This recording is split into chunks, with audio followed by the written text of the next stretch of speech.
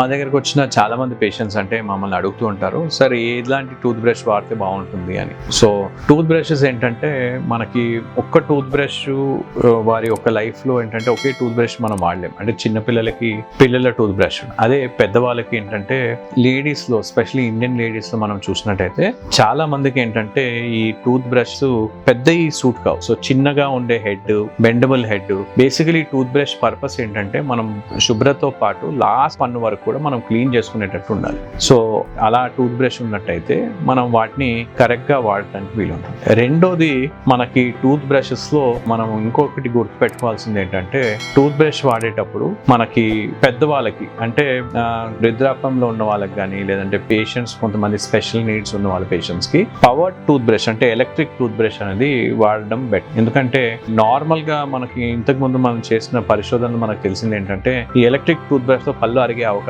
ఎక్కువగా ఉంటుంది. అందుకోసం ఏంటంటే ఇప్పుడు టైమర్ తో పాటు ఈ ఎలక్ట్రిక్ టూత్ బ్రష్ వస్తుంది. సో 2 minutes పంటితో కాంటాక్ట్ ఉన్న 2 నిమిషాలకి ఎలక్ట్రిక్ టూత్ బ్రష్ ఆగిపోతుంది. సో అలాంటి టూత్ బ్రష్ తీసుకోవడం మంచిది. దీంతో ఏంటంటే మనకి ఎక్కువ సమయంతో అంటే పళ్ళు అరిగిపోయే అవకాశం తగ్గిపోతుంది ఒకటి. రెండోది ఏంటంటే పంటి శుభ్రత కూడా కరెక్ట్ గా ఉంటుంది.